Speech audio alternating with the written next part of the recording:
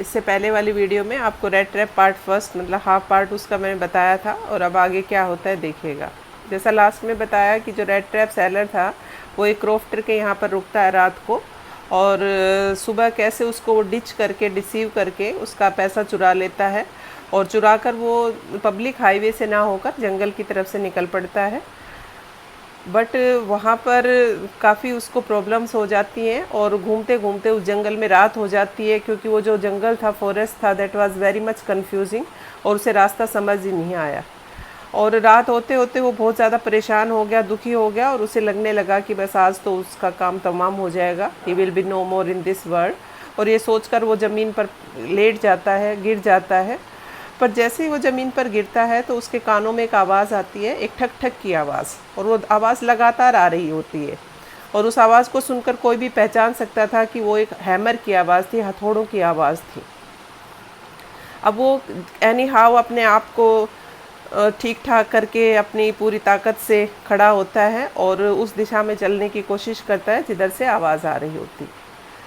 अभी आवाज़ कहाँ से आ रही थी? एक रामजसो आयरन वर्क्स, जिसमें कि आपने देखा था, क्रॉफ्टर ने बताया भी था ये नाम कि वो पहले वहाँ काम कर चुका था। तो बहुत बड़ा प्लांट होता था पहले ये आयरन का, बट अब ऐसा नहीं था। अब ये एक छोटे से रूम में सिमट कर रह गया था। तो अभी भी यहाँ पर लोहा तैयार किया जाता था बेस्ट क्वालिटी का। तो सर्दियों का टाइम था, काफ़ी रात थी, और अभी जैसे बताया गया था दिसंबर का टाइम था, क्रिसमस आने वाला था। तो वहाँ दो लोग काम कर रहे थे उस रामजसो आयरन मिल का जो भी छोटा सा सेटअप था, उसके अंदर एक लोहार बैठा हुआ था, मास्टर ब्लैक स्मिथ था, और उसका हेल्पर था। क्यों बैठे हुए थे? क्योंकि वहाँ पे एक फर्नेस थी, भट्टी थी, जिसके अंदर की उन्होंने लोहा डाला हुआ था पिघलने के लिए। और बीच बीच में वो चेक कर रहे थे कि कभी आग बुझ ना जाए, तो उसको स्टर कर रहे थे, उस आग को हिला हिला कर वो चेक कर रहे थे। और जब भी वो उस भट्टी के पास से आते आग को थोड़ा सा छेड़ कर, तो उनके शरीर से पसीना ड्रिप कर रहा होता था। अब उस दिन क्या हुआ कि बाहर बहुत सारी आवाज़ें आ रही थी। एक तो जो भट्टी थी उसके अंदर जो हवा जिससे दी जा रही थी वो बैलोज़ की आवाज़ आ रही थी। दूसरी तरफ कोयला जो जल रहा था उसके तिड़कने की आवाज़ आ रही थी, क्रैक होने की आवाज़ आ रही थी। और जब कोयला उसके अंदर डाला जा रहा था तो डालने की आवाज़ आ रही थी। और बाहर काफ़ी तेज़ बारिश भी हो रही थी, और जिसकी आवाज़ छत के ऊपर सुनाई दे रही थी। कहने का मतलब काफ़ी शोर था। और उसी शोर के अंदर एक अजनबी वहाँ पे प्रवेश करता है उस रामजसो आयरन मिल के अंदर, और पता ही नहीं चला ब्लैक स्मिथ को और उसके हेल्पर को कि कोई अंदर आ गया था। और उन्हें पता जब चला जब वो उनके बिल्कुल पास आकर भट्टी के पास वो आदमी खड़ा हो गया। ये आज कोई नई बात नहीं थी कि वहाँ पर कोई आया था, क्योंकि सर्दियों के वक्त में जो भी ये आवारा घुमक्कड़, वैगाबोंड एक वर्ड यहाँ पे बार बार यूज़ हुआ है। वैगाबोंड्स कौन होते हैं? घुमक्कड़ आवारा लोग जो होते हैं उनको बोलते हैं वैगाबोंड्स। तो ये एक शेल्टर होता था उनको नाइट स्पेंड करने का, क्योंकि वहाँ भट्टी होने की वजह से थोड़ा गर्म रहता था। तो लोग बाग रात को आकर अपना वक्त यहाँ पे रात काट कर चले जाते थे। तो आज भी कुछ खास बात नहीं थी। तो जो रेड ट्रैप सेलर था वो उसने एंट्री ली वहाँ पर। तो लोहार और उसका जो हेल्पर था उन्होंने कोई ख़ास ध्यान उसके ऊपर नहीं दिया, क्योंकि जो रेड ट्रैप था उसका कोई अपीयरेंस ऐसा नहीं था कि उसको कोई तवज्जो दी जाए, उसके ऊपर कोई ध्यान दिया जाए, क्योंकि बिल्कुल फटे पुराने उसके कपड़े, बड़ी हुई दाढ़ी, और बहुत ही गंदा था वो। गले में उसने अपने जो चूहे के पिंजरे थे उसकी माला बनाकर डाली हुई थी। उसने परमिशन मांगी कि क्या मैं रात को रुक सकता हूँ? तो जो ब्लैक स्मिथ था, जो लोहार था वहाँ का, जो इस टाइम मास्टर बना हुआ था, उसने बिना उसको देखे गर्दन हिलाकर उसको कॉन्सेंट दे दी कि ठीक है। जो रेड ट्रैप सेलर था उसने भी कुछ नहीं कहा, क्योंकि उसने बात करने की क्या ज़रूरत थी। और वो यहाँ आज बात करने तो आया नहीं था, बल्कि वो तो यहाँ पर अपनी रात काटने के लिए आया था। तो जो रामजसो आयरन मिल इस वक्त एक आयरन मास्टर था जो बहुत ही प्रोमिनेंट था, बहुत ही फेमस था। अब वो मालिक था उसका, और उसकी एक ही इच्छा थी उस आयरन मास्टर की कि जितना चाहिए थोड़ी क्वालिटी का क्वांटिटी में लोहा बने, बट वो बहुत बेस्ट क्वालिटी का होना चाहिए। और वो इसी वजह से काम को इंस्पेक्ट करता था। सुबह और शाम डेली उसका काम रूटीन होता था कि भी काम ठीक से चल रहा है या नहीं। तो वो डेली एक बार राउंड पर ज़रूर आता था शाम के वक्त। जैसे ही वो आज राउंड पर आया, शाम को चेक करने के लिए आया, तो आते ही उसकी नज़र उस अजनबी पर पड़ी, जो लंबा सा एक रैगा म्यूफिन वर्ड यूज़ हुआ यहाँ पर। फटे हाल, फटे पुराने कपड़ों में एक आदमी लेटा हुआ था, फर्नेस के इतना पास वो लेटा हुआ था कि उसके कपड़ों से स्टीम निकल रही थी। तो जो आयरन मास्टर था उसने ब्लैक स्मिथ वाला बात नहीं फॉलो की, कि उसने ध्यान ही नहीं दिया कि कौन था, बल्कि वो उस स्ट्रेंजर के बिल्कुल पास गया और उसने अपना मुंह ढका हुआ था एक टोपी से, वो हटा दिया ताकि वो उसका चेहरा अच्छे से देख पाए। अब उस कमरे के अंदर जहाँ भट्टी बनी हुई थी, भट्टी जल रही थी, बहुत ज़्यादा रोशनी नहीं थी। तो जो आयरन मास्टर था वो कंफ्यूज हो गया और उसने उस रेड ट्रैप सेलर को समझा कि शायद ये उसका बिछड़ा हुआ दोस्त नील सॉल्फ है। तो उसको देखकर उसने कहा कि अच्छा, तो कैप्टन साहब आप हैं यहाँ पर, और ये क्या हाल बना रखा है। अब जो रेड ट्रैप वाला जो आदमी था उसने आज से पहले आयरन मास्टर को कभी देखा नहीं था और ना वो उसका नाम पता जानता था, पर उसको इतना एहसास ज़रूर हो गया कि अगर ये इतना बड़ा आदमी उसे अपना पुराना परिचित मान रहा है, अपना दोस्त मान रहा है, तो हो सकता है, फिर लालच आ गया उसके मन में कि हो सकता है उसे थोड़े बहुत क्रोन और वो और दे दे उसकी गरीबी पर दया खाकर। तो इसलिए उसने उसको कोई कुछ नहीं कहा आयरन मास्टर को कि नहीं, मैं वो नहीं हूँ जो तुम समझ रहे हो। उसने कहा हाँ, भगवान जानता है कि आजकल मेरा वक्त ख़राब चल रहा है और मेरी ऐसे ऐसे ये हालत हो गई है। तो आपस में दोनों बातचीत करते हैं और उसके बाद जो आयरन मास्टर है वो इंसिस्ट करता है, बार बार प्रेशराइज करता है उस रेड ट्रैप सेलर को अपना दोस्त समझकर कि तुम अब रात मेरे घर पर बिताओगे।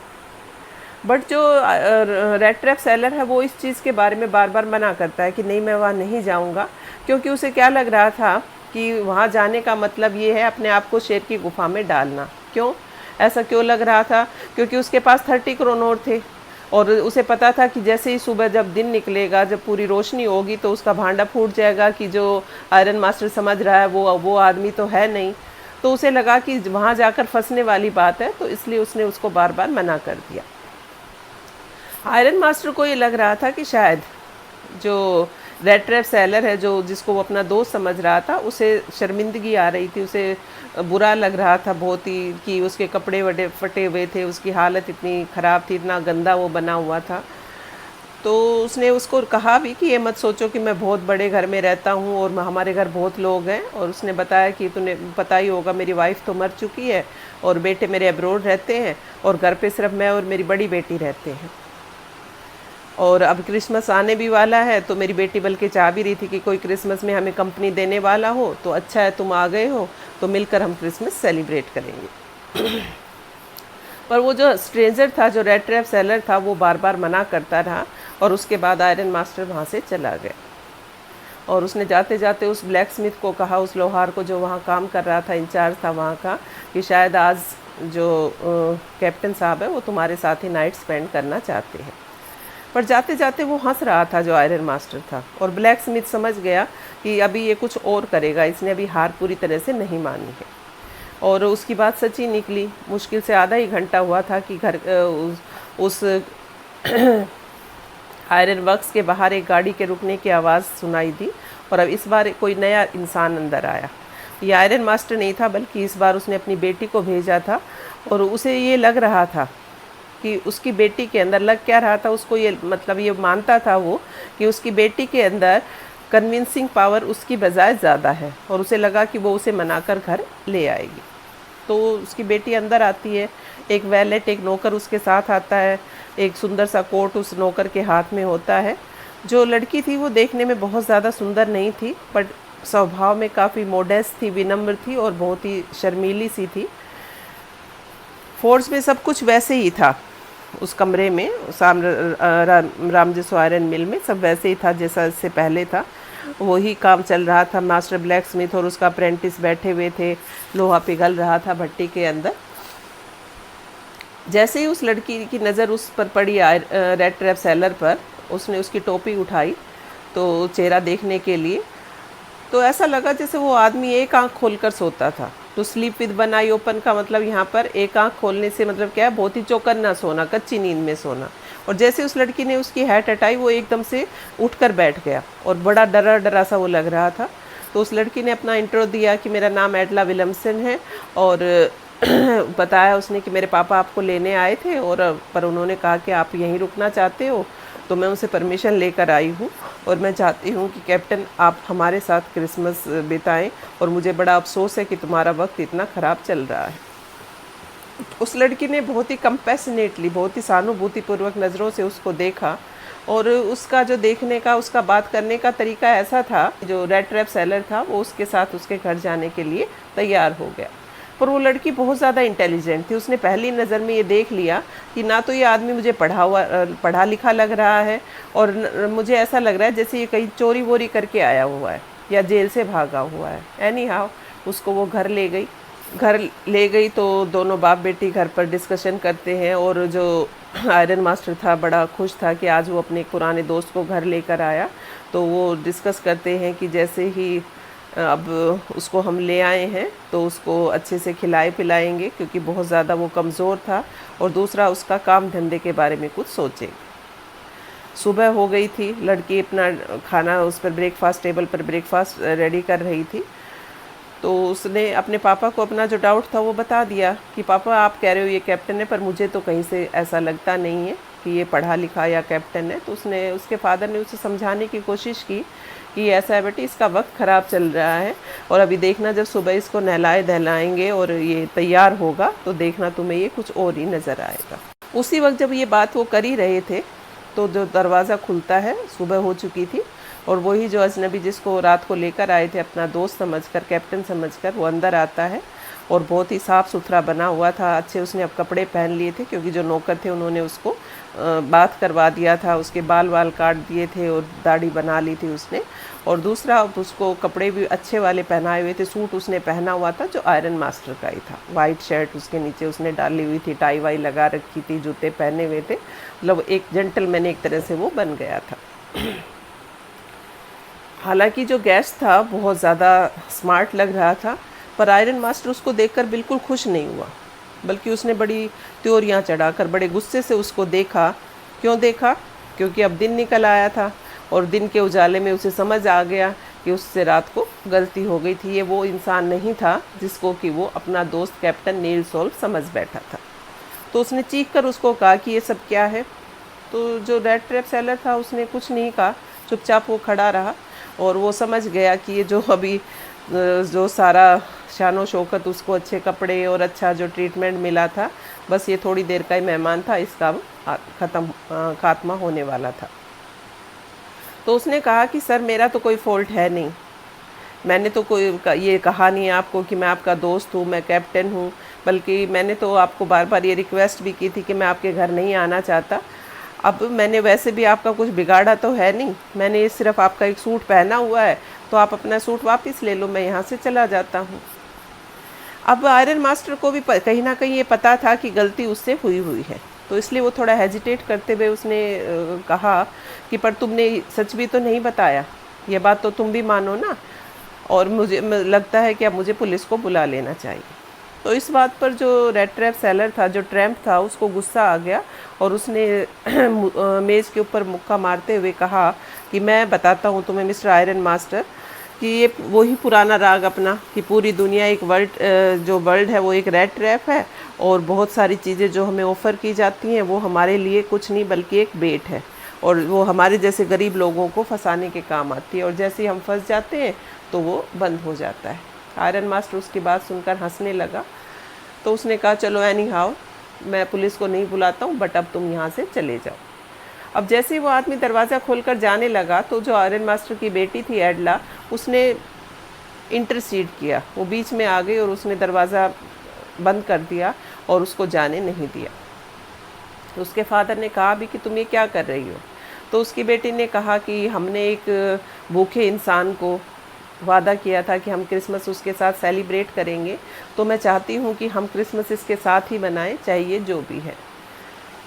और उस लड़की ने अपने पक्ष में काफ़ी दलील भी दी, अपने फादर को कन्विंस करने की कोशिश की कि ये बेचारा सारा साल घूमता रहता है इधर से उधर, और दुनिया में कोई ऐसी जगह नहीं है जहाँ इससे कोई प्यार करता हो, इसका वेलकम करता हो। जहाँ भी जाता है लोग इसका पीछा करते हैं, पुलिस इसको पकड़ने की कोशिश करती है, हमेशा इसको डर बना रहता है कि कभी ये अरेस्ट ना हो जाए, और ये ठीक से बहुत वक्त से ऐसा लगता है सोया भी नहीं है। तो मैं चाहती हूँ कि बस एक दिन वो हमारे साथ शांति से खुशी से बिताए। तो आयरन मास्टर जैसे अपनी बेटी के आगे, उसकी दलीलों के आगे हार जाता था, क्योंकि जैसा पहले उसने कहा कि उसे लगता था कन्विंसिंग पावर उसमें ज़्यादा थी, तो आज भी वो मान गया और उसने गिव अप कर दिया अपनी बेटी के सामने। तो उसके बाद क्रिसमस आया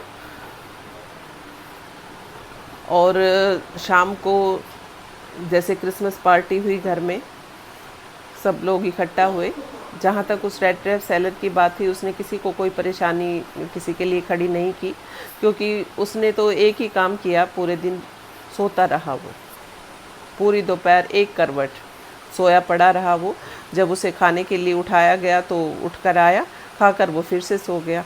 ऐसा लगता था जैसे बहुत मुद्दतों से, बहुत सालों से वो सोया नहीं था। शाम को क्रिसमस पार्टी हुई, क्रिसमस ट्री को लाइट किया गया, उसको फिर से उठाया गया। थोड़ी देर वो ड्राइंग रूम में खड़ा रहा और आंखें ऐसे ब्लिंक कर रहा था, जैसे रोशनी ना उसकी आंखों में घुस रही थी, जैसे जब नींद भरी होती है आंखों में तो रोशनी अच्छी नहीं लग रही थी, वही उसे लग रहा था। उसके बाद उसने अपना जो भी क्रिसमस का खाना, जो डिशेस बनी थी वो सब खाया, और सब जब जाने लगे तो वो सबके पास गया, सबको थैंक यू कहा, गुड नाइट कहा। पर जैसे ही वो उस लड़की के पास आया तो उस लड़की ने उसको इशारा किया, उसको समझाया कि ये जो सूट तुमने पहना हुआ है, अब तुम्हें ये वापस देने की ज़रूरत नहीं है, ये तुम्हारे लिए क्रिसमस प्रेजेंट है हमारी तरफ से। और साथ ही उसने एक और बहुत बड़ी बात कही कि अगर तुम्हें आज अच्छा लगा हो यहाँ पे क्रिसमस सेलिब्रेट करना, तो अगले साल भी तुम यहाँ पर आ सकते हो। अब जो रेड ट्रैप वाला जो आदमी था, उसने इस बात का कोई जवाब नहीं दिया। वो उस लड़की को बड़ा हैरान होकर देखता रहा, क्योंकि पहली बार लाइफ में ऐसा हुआ था कि कोई उसका पक्ष ले रहा था, कोई उससे बात कर रहा था, वो भी इतना पोलाइटली, इतना फ्रेंडली। अदरवाइज़ तो इसका उल्ट होता था, जब भी वो कहीं जाता था भीख मांगने, शेल्टर लेने, तो लोग उसे दुत्कार देते थे, भगा देते थे, गालियाँ देते थे।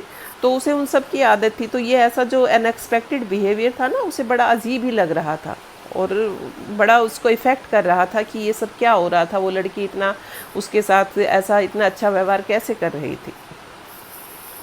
अब क्रिसमस की शाम बीत गई। अगले दिन सुबह सुबह आयरन मास्टर अपनी बेटी के साथ वहाँ पर चर्च में गया, थोड़ा सेवा दान पुण्य करने के लिए।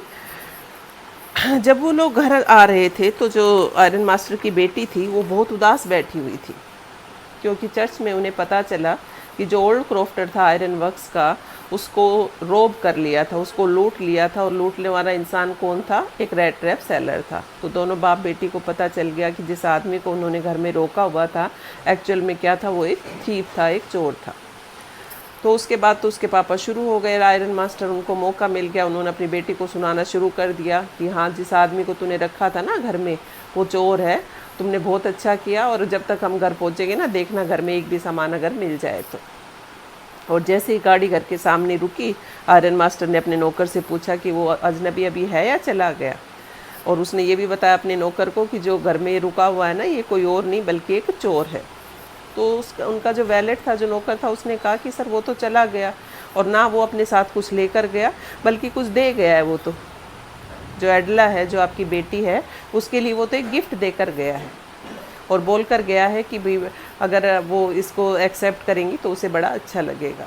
तो उस लड़की ने जैसे ही वो पैकेट खोला तो उसने देखा कि पैकिंग कर रखी थी हालांकि उस बेचारे ने, पर उसके अंदर का जो सामान था ना, वो इतना गंदे तरीके से पैक किया हुआ था कि सब कुछ विजिबल उसमें से हो रहा था। और जैसे ही उसने देखा वो सामान उस पैकेट का, तो खुशी के मारे उस लड़की की चीख निकल गई। क्या था उस पैकेट में? एक छोटा सा रेड ट्रैप, और उस रेड ट्रैप के अंदर 3 वही 10 क्रोनोर के नोट थे जो उस रेड ट्रैप सेलर ने उस क्रॉफ्टर के यहाँ से चुराए थे। और साथ में एक बड़े बड़े अक्षरों में लिखा हुआ एक लेटर भी था, जिसमें उसने लिखा था रेड ट्रैप सेलर ने कि ऑनर्ड एंड नोबल मिस, कि आपने पूरा दिन मेरे साथ इतना अच्छा व्यवहार किया, जैसे मैं सचमुच का ही कैप्टन था, तो मैं भी तुम्हारे साथ कुछ अच्छा ही करना चाहता हूँ, और मैं ऐसे ही बिहेव करना चाहता हूँ सच में कि जैसे मैं कैप्टन ही हूँ। और मैं नहीं चाहता कि मेरी वजह से इस क्रिसमस पर आपको शर्मिंदगी उठानी पड़े। और ये जो पैसा मैंने इसमें रखा है, आप इस बूढ़े क्रॉफ्टर को लौटा देना, और उसको बोलना कि भी ऐसे खिड़कियों में पैसे टांग कर ना रखे, वरना हमारे जैसे जो गरीब है, जो लालची लोग हैं, भूखे लोग हैं, वो फंस जाते हैं। और जहाँ तक रेड ट्रैप की बात है, ये आपके लिए क्रिसमस प्रेजेंट है। और उसने अपने आप को कहा कि मैं भी एक रैट ही था, जो इस दुनिया के रेड ट्रैप में फंस गया होता अगर आपने मेरी मदद ना की होती, अगर आपने इतना अच्छा मेरे साथ व्यवहार ना किया होता। और नीचे उसने अपने साइन किए कैप्टन वॉन स्टिंग। तो उसके बाद वो वहाँ से मतलब आने से पहले ही वो चला गया था। तो ये चैप्टर है रेड ट्रैप। इसमें आपने देखा लास्ट में आकर कि कैसे जो एडला का जो काइंड बिहेवियर था, कैसे उसने एक जो चोर था उसकी लाइफ को टोटली चेंज कर दिया। ये लेसन अब यहीं पर ख़त्म होता है। Hope you guys would like it. और अब इसके एक्सरसाइजेस के लिए क्वेश्चंस आपको दिए जा रहे हैं। तो एज़ यूजुअल आपको सारे क्वेश्चंस विद आंसर्स और वर्ड मीनिंग्स अपनी कॉपी में करने हैं। तो अगर आपको ये चैप्टर ठीक से समझ आ गया तो चैनल को सब्सक्राइब कीजिएगा। Thank you.